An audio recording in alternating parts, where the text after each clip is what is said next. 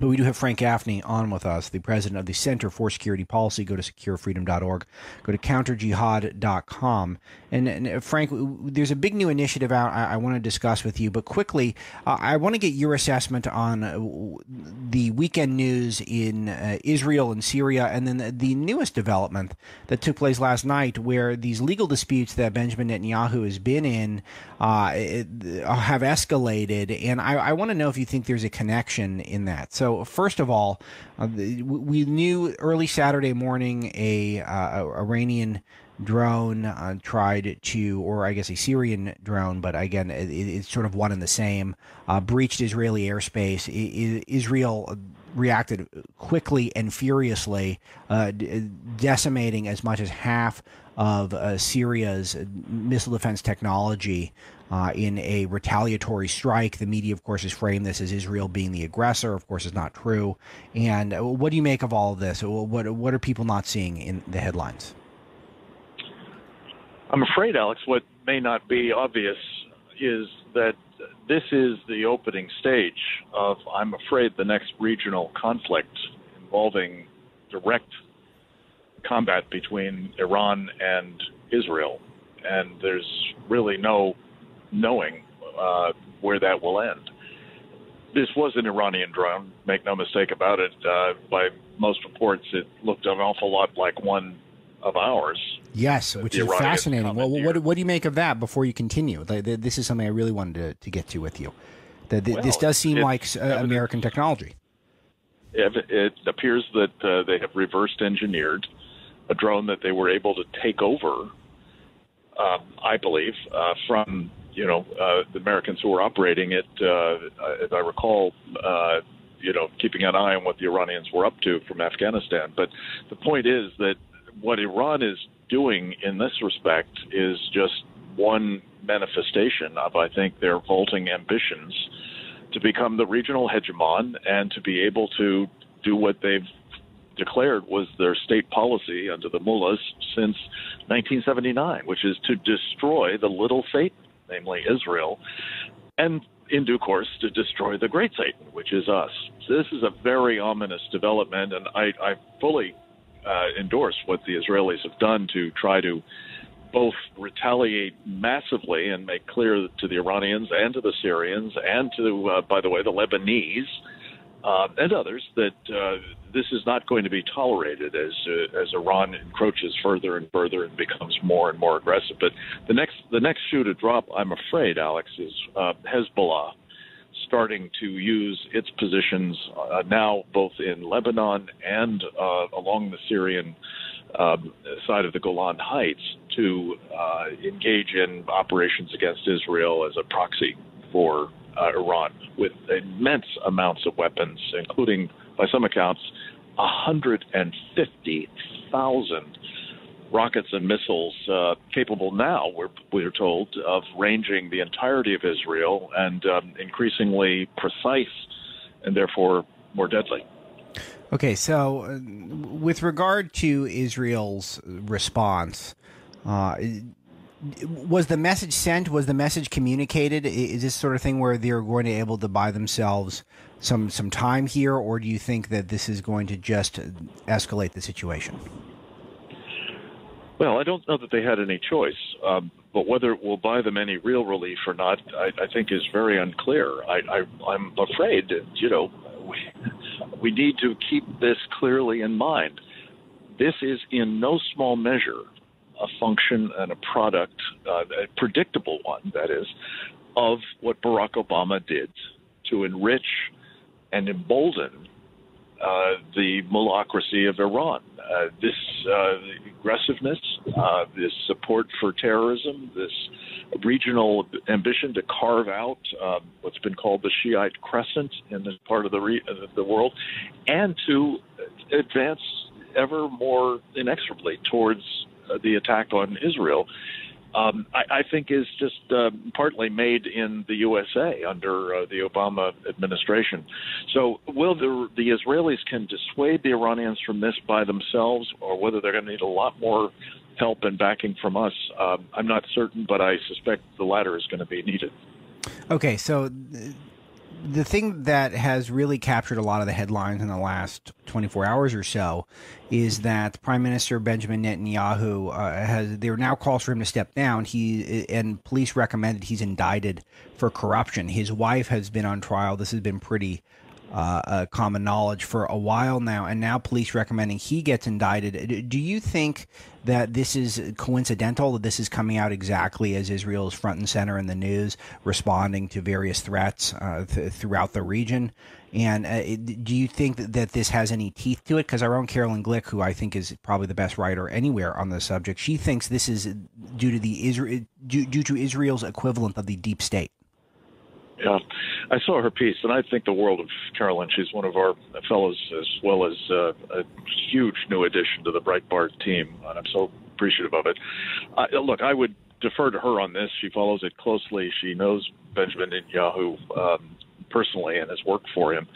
I have the feeling that it's a coincidence, but unfortunately it's in the nature of Israeli politics that even at a moment when I'm told the country is really unified in the face of this Iranian threat, that you do have this kind of, undermining of the government of Israel. And I can't speak to the merits of the case or the evidence, but I would tend to take to the bank whatever Carolyn is saying. And and I'll just tell you, and I would recommend everyone read the story. It is on the front page right now, Breitbart News, and very popular. And I always am so fired up when national security stories reach this level of popularity because it does show how intellectually curious our audience is at Breitbart News, despite all the smears against you guys.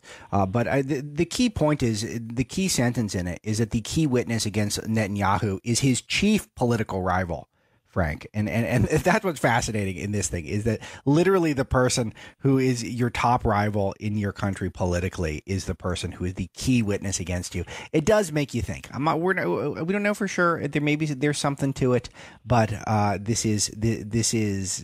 certainly smells. It certainly smells. You got to read this piece. It's a long analysis from Carolyn Glick on all the legal elements of the case. It's been cleared through our legal department as well. So the legal analysis is pretty sharp. We'll try to get her back on the show, talk about it later on. Okay, so Frank, I want to turn focus here to this very important initiative that is just launching. And this is, we talked about on the show so many times about Christian persecution and about the fact that this is one of the great untold stories around the world, is that Christians are under attack, not just in the United States when we're talking about the government coercing Christians to participate in same-sex marriage ceremonies. That is the tip of the iceberg. What is the meat of the iceberg is what's happening in the Middle East, and now it's spreading to China, where there's persecution of Christians in China, and there's a major new initiative that is launching today. You're a part of it. Talk to us about what it is. Thanks, Alex. So this is an incredibly important topic, and I'm appreciative of the efforts you make to expose it. Not enough Americans really understand the magnitude of what is being done to Christians around the world. A terrific organization, Open Doors USA, has done an analysis as part of what they call their World Watch report on this subject. They estimate that 215 million Christians around the world are being subjected to not just persecution, but what they categorize as heavy persecution, which runs the gamut from heavy to very heavy to extreme. And this is resulting in people being tortured, crucified, raped, deprived of their homes and livelihoods, and even murdered. This is the problem of our time, and I think that an important initiative has just been launched literally today. It is taking a page out of the playbook.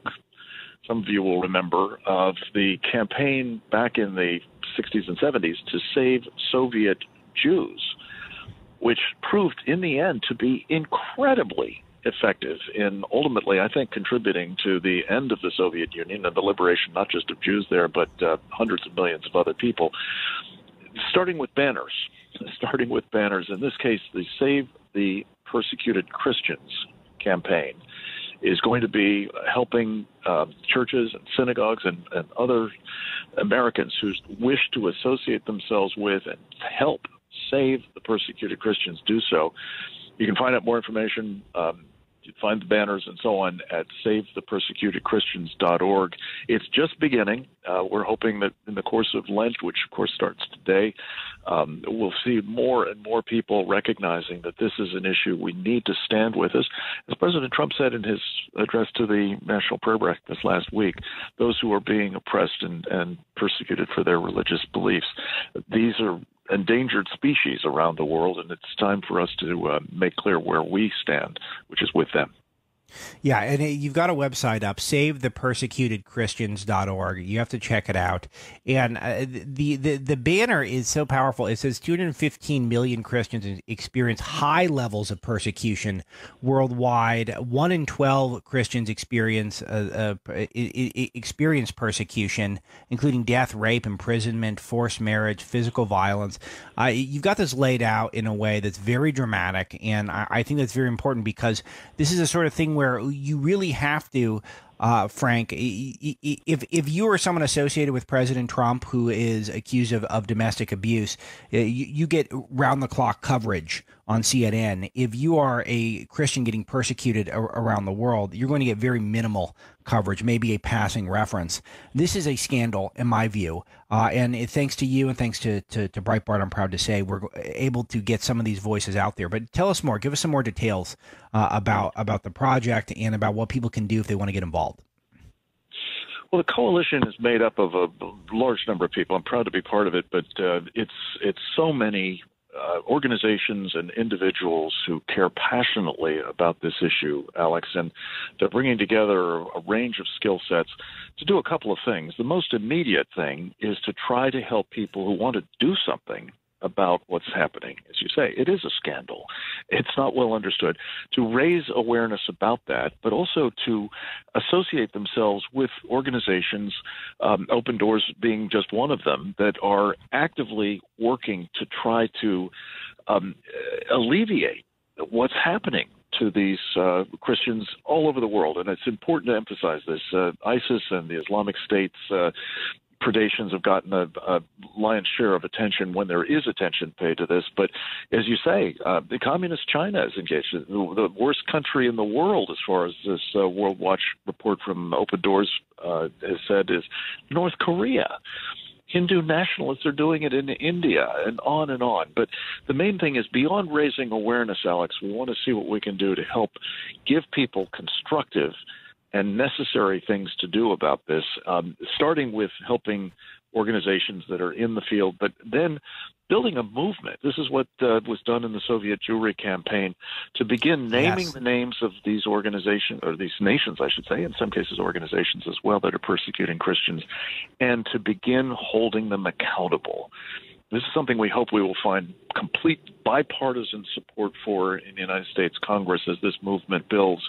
And we need everybody's help. So I hope people will check out SaveThePersecutedChristians.org and become part of this effort. During Lent in particular, here we are, Valentine's Day, it started with St. Valentine's Day. He was, of course, murdered by the Romans for his faith. What a great point. And so it's a perfect time. Yeah, and it's one of these things where I like, as a Catholic, I sometimes you do a little extra. You don't just deprive yourself of something during Lent. Maybe you do a little more charity.